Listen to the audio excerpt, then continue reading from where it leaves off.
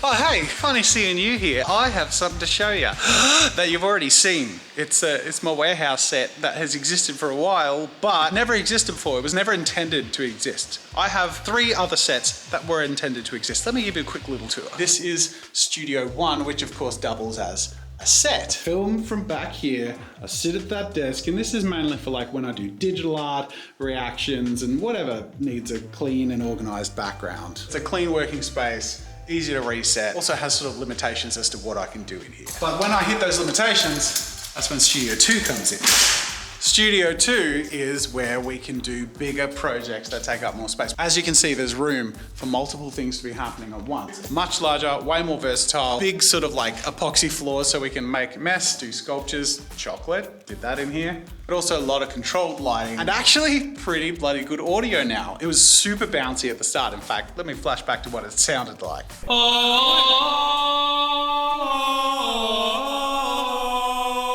It sounds much better for 2 reasons. 1, the acoustic panels on the ceiling, and 2, the acoustic panels on the wall. That is not brick. This whole wall is one giant acoustic panel, which is amazing. It's basically like having thick carpet on one giant surface in this room, which makes it way better audio. By the way, I made a whole vlog on this wall getting put up because it was such a cool experience, showing like, you know, we had these big window cutouts that we had to manually block, but eventually like we got to put these panels up so you can't see any indentations that were there in the past. And we accidentally, stupidly deleted the footage, but we did somehow manage to find the time lapses that I filmed on the phone. So you can see us putting these panels up. They look amazing. They're by Ortex, who helped us out with our acoustics. All of the acoustic paneling and acoustic treatment in all of our studios are done by Ortex, and they do awesome, like a whole bunch of different custom panel designs. We actually created this design with them. And the other reason I love this wall is it's pretty sort of inconspicuous. It sits in the background nicely. It's got a really sort of nice little subtle texture that adds just a little bit of character to videos without screaming. And because it's still white, it picks up light really well, which was one of the other things I really like about it. We can change the whole vibe, the whole mood and intensity of the room all consistently and really effectively with the fact that our surfaces are all very similar. And of course, as you can see in that footage of me showing that off, I was vlogging. That is the camera and card specifically that was wiped.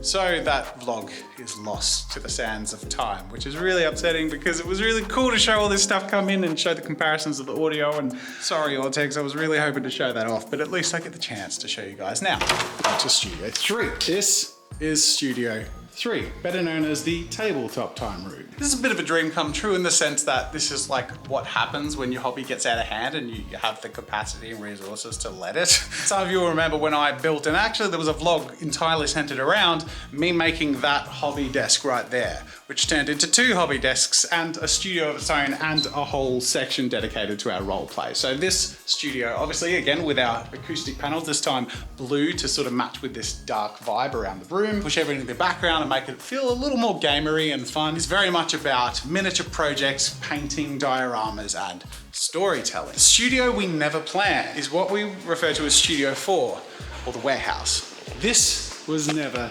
expected to be a thing. But as things eventuated, as we started to move into the space and find our roots in this building, it became pretty clear that even with Studio 2 and all the space that we have in there, as large as it is and as good as it is to cater to messier projects like sculpting, I tend to get messier than I should sometimes. Flashback to stone carving and wood sculpting and foam. Oh my God, the styrofoam beans got everywhere. So it became pretty clear in the first few months of being here that we should probably do something that is reasonably filmable in the warehouse. And as soon as we had that space set up, we immediately started using it pretty aggressively, creating Gromash Hellscream.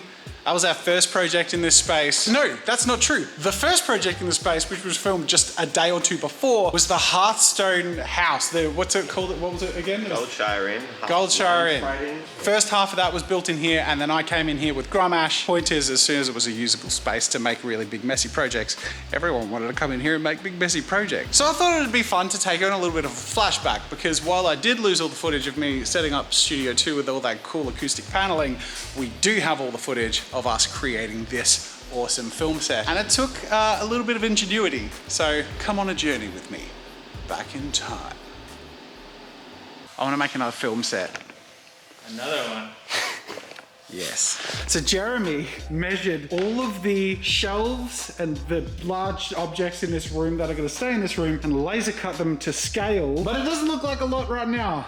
That's where my skills come in. Can we do a cool transition from that?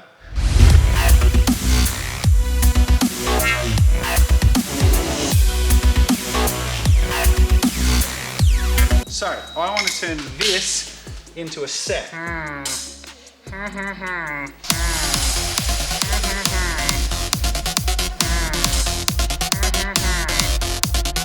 I want it to look pretty, Gareth. It has to look pretty. What if we move the freaking laser over here on the other side of the pole? That's better.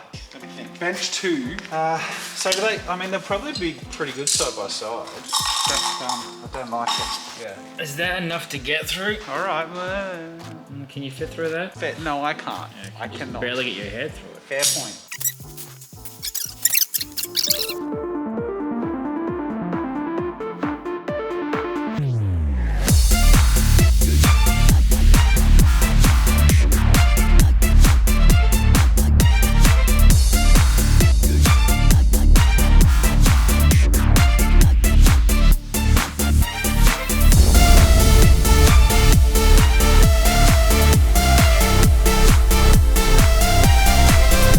That is how this exists. Oh, it's worth mentioning, and I didn't get footage of this, of course, because this is a vlog that is centered around footage mishaps. We have a brick wall back there, and that wasn't visible in any of the creation of this space footage, and even some of the earlier uses of the space. That brick wall is the same faux brick wall from the previous studio space, the one that was behind the hobby desk for that period of time. It was literally just still in my backyard shed. I'm like, that'd add some nice texture and maybe even a little bit of acoustic treatment back here. It's perfect. Feels slightly more warehousey and pretty cool, I reckon. And the cool thing is, like, we have more warehouse space than we do filming warehouse space, but our filming section is the perfect size for large projects, and it looks really nice. Like, it's a really nice little self-contained thing. So, like, depending on how you frame the shot, I don't know, it feels pretty cozy, but very creative. I grew up with, you know, sheds and warehouses and workshops and workbenches, and it's nice to feel like there's a bit of that with that little bit of extra creative spice. By the way, and this is not sponsored, but it's definitely a gratitude shout out, Woodland Scenics filled these shelves because they're awesome. Like, we didn't have to buy these supplies because they provided them to us, and I am very gratefully and proudly displaying them because I love working with Woodland Scenic stuff to create dioramas and miniatures and boards.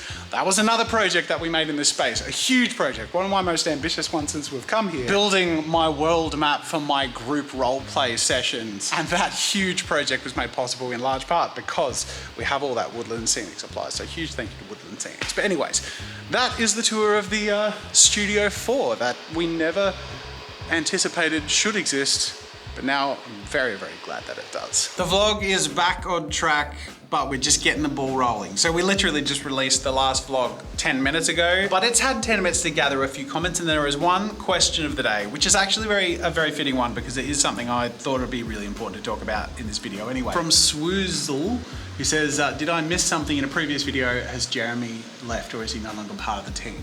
The answer to that is a sad yes, he has left. Obviously parting on good terms. We love Jeremy. Jeremy loves us, and his time with us has been amazing. I think that's just one of the bittersweet realities of running a business that I've learned over the last, that you've seen over the past decade of, this vlog and the stuff I do. People sort of come and go over time and move on to their own things or leave for choices of their own. But those periods of time in which we have these wonderful people with us are something that we always remember and really treasure. The times that PJ was here, and even further back, I think Lee was like one of the first on-site editors that we had, who actually knows Gareth. It's a small world. And Jeremy is someone who obviously became very beloved in our community. He really flourished through his time with us, and it's so fun looking back to seeing his earliest appearances in vlogs, then again to his latest. And even in this video, you can really see how much confidence he sort of gained as part of our team and the content we produce. introduced. And I know you'll see this, Jeremy. We love you and miss you and wish you all the best. And I know there'll be a lot of love for you in the comments. So I hope that answers your question. We love and treasure and miss everyone who's been a part of this team. And of course, we're looking forward to seeing who's going to be joining us in the future. We have some people that we're trying out in the next couple of weeks for some new roles, which I'm really excited about. Plus, our team has already expanded from what you've known in the past. We introduced Amy in the last vlog. Some of you will have met Murray from Tabletop Time videos, but he's also an assistant for our company's team. Jen's able to do more time on Tabletop Time now, and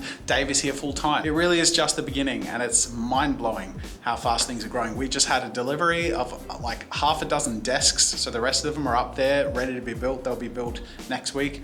Probably gonna vlog that and we'll show all of that coming together. But that is it for this video. Thank you for watching. Make sure to subscribe for more fun here at Jazz's Studios. But until next time, mouth transition. You thought it was gonna be mine. It's gonna be this, guys.